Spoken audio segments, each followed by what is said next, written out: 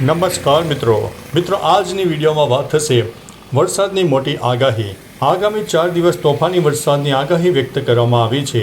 અરબ સાગરમાં સર્જાયેલું low pressure તોફાની વળાંક લઈ લે તેવી શક્યતા દેખાઈ રહી છે। મિત્રો મહત્વનું છે કે બુધવારે 48થી વધુ તાલુકામાં વરસાદ નોંધાઈ ગયો છે। હવે મિત્રો વિસ્તારથી વાત કરીએ તો ગુજરાત નજીક અરબ સાગરમાં સર્જાયેલું લો પ્રેશર આગામી 1 થી 2 દિવસમાં ડિપ્રેશનમાં ફેરવાઈ શકે છે, જેના પગલે ગુજરાતમાં ભારેથી અતિ ભારે વરસાદની આગાહી વ્યક્ત કરવામાં આવી છે। 23 થી 25 તારીખ દરમિયાન વિવિધ જિલ્લામાં વરસાદનો ઓરેન્જ અને યલો એલર્ટ જારી કરવામાં આવ્યો છે। નોંધનીય છે કે બુધવારે રાજ્યમાં 48 કરતાં વધુ તાલુકામાં નોંધપાત્ર વરસાદ વરસી ગયો છે।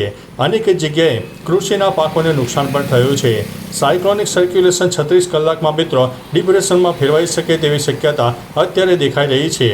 હવામાન વિભાગે આપેલી માહિતી અનુસાર હાલ પૂર્વ મધ્ય અરબ સાગરમાં સાયક્લોનિક સિસ્ટમ સર્જાઈ ગયું છે, જે આગામી 12 કલાકમાં લો પ્રેશર બનવાની અને તેના પછીના 12 કલાકમાં ડિપ્રેશનમાં ફેરવાઈ જાય તેવું પૂર્વ અનુમાન છે, જેના કારણે ગુજરાતના અલગ અલગ જિલ્લામાં ગાજવીજ અને ભારે પવન સાથે વરસાદની આગાહી વ્યક્ત કરવામાં આવી છે। ગુજરાતમાં 2 દિવસ છૂટો છવાયો અને સામાન્ય વરસાદ રહેશે, ત્યારબાદ વરસાદનું જોર વધવાની સંભાવના છે। મિત્રો મહત્વનું છે કે મંગળવારે પણ વરસાદને કારણે ડુંગળી અને કેરીના પાકને વ્યાપક નુકસાન થયું છે। મંગળવારે વરસેલા વરસાદના કારણે મહુવા માર્કેટિંગ યાર્ડમાં ડુંગળીનો જથ્થો પલળી ગયો છે, જ્યારે જૂનાગઢ માર્કેટિંગ યાર્ડમાં કેરીના બોક્સ પલળી જતા વેપારીઓને નુકસાની ઉઠાવવાની વારી આવી છે। ત્યારે બીજી તરફ ઊંઝા અને થરાદ માર્કેટિંગ યાર્ડ દ્વારા ખેડૂતોને સૂચના પણ આપવામાં આવી છે। 21 થી 27 તારીખ સુધી માવઠાની આગાહીઓ હોય। ઊંઝા એપીએમસીએ વેપારીઓ અને ખેડૂતો માટે મહત્વનો નિર્ણય જારી કર્યો છે। એપીએમસીએ માર્કેટ યાર્ડના તમામ વેપારીઓ અને ખેડૂતોને સતર્ક રહેવા માટે જણાવ્યું છે। વિશેષ રૂપે ખુલ્લામાં રાખવામાં આવેલા ખેત ઉત્પાદનો અને અન્ય માલ સામાનની સુરક્ષા માટે યોગ્ય પગલાં લેવાની સૂચના આપી છે। મિત્રો મહત્વનું છે કે આજે તારીખ 22 મે છે, તો આજે ગુજરાતના 7 જિલ્લામાં ગાજવીજ સાથે વરસાદની શક્યતા છે। આજ રોજ ગીર સોમનાથ, અમરેલી, ભાવનગર, ભરૂચ, આણંદ, નર્મદા, છોટાઉદેપુર જિલ્લામાં યલો એલર્ટ જારી કરવામાં આવ્યું છે। છૂટાછવાયા સ્થળે ભારે વરસાદની પણ શક્યતા છે।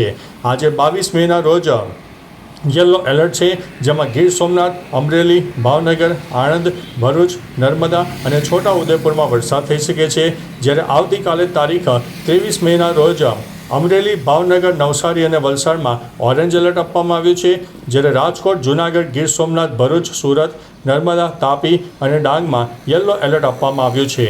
મિત્રો મહત્વનું છે કે 24 તારીખે પણ વરસાદની શક્યતા છે, જેમાં જૂનાગઢ, ગીર સોમનાથ, નવસારી, વલસાડમાં ઓરેન્જ એલર્ટ, પોરબંદર, રાજકોટ, અમરેલી, ભાવનગર, સુરત, તાપી, ડાંગમાં યલો એલર્ટ આપવામાં આવ્યું છે।